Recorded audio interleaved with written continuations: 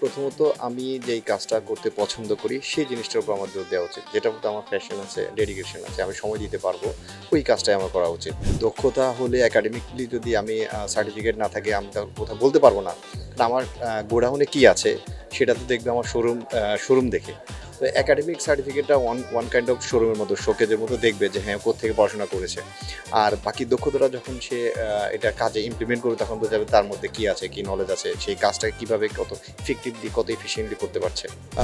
Salary তো অবশ্যই একটা ম্যাটার করে, কারণ আমার অ্যাটলিস্ট আসা যাওয়ার তো খরচ একটা আছে। আমি সময় দিব 9টা 5টা একটা কোম্পানিতে, অবশ্যই একটা স্যালারি ম্যাটার আছে। বাট ইনিশিয়ালি আমাকে ওই জিনিসটাকে একটু স্যাক্রিফাইস করে হলেও আমাকে লার্নিংটা যদি হয়, আমি যদি একটা জায়গায় নিজেকে তৈরি করতে পারি, তাহলে স্যালারি চলে আসবে। আপনার একটা না একটা সময় চলে আসবেই ইনশাল্লাহ। স্যালারি আপনার বিগ একটা ইস্যু হওয়া উচিত না স্টার্টিং জবের ক্ষেত্রে বা ক্যারিয়ারের শুরুতেই। আচ্ছা, ফ্রেশারদের উদ্দেশ্য হচ্ছে প্রথমত আমরা যারা রিক্রুটমেন্টে কাজ করি এইচআরে, আমরা দেখি যে ফ্রেশারদের সিভিতে অনেক ভুল থাকে।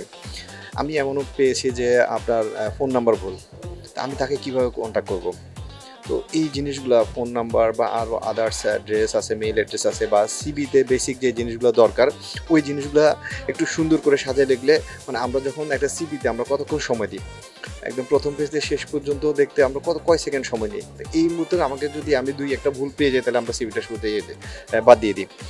তো ছবির ক্ষেত্রে একদম একটা সিভিতে একটা প্রফেশনাল ছবি থাকবে, অনেক সময় আমরা সেলফি দিয়ে দিচ্ছি, ধরেন হচ্ছে ক্যাজুয়াল একটা ছবি দিয়ে দিচ্ছি। এই জিনিসগুলো যদি অ্যাভয়েড করে তাহলে ইনশাল্লাহ ওরা কল পাবে এবং একটা অপরচুনিটি পাবে ইন্টারভিউ দেওয়ার জন্য।